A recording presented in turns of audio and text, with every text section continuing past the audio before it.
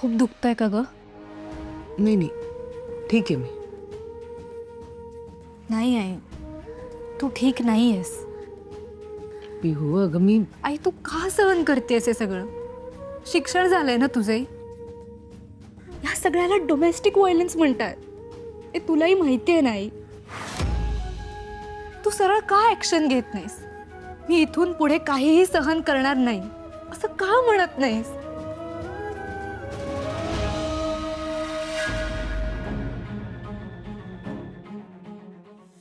मला वाटत नाही आता तो ऑप्शन आहे मला, कारण तुझ्या बाबांशी लग्न करण्याचा निर्णय माझा होता.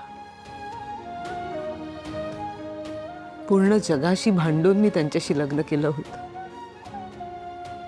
म्हणून तू त्यांचं हे असं वागणं सहन करशील? मी सहन नाही करते. उलट या माणसाशी मी लग्न केलंय, त्या माझ्या निर्णयाची जबाबदारी निभवण्याचा मी प्रयत्न करते.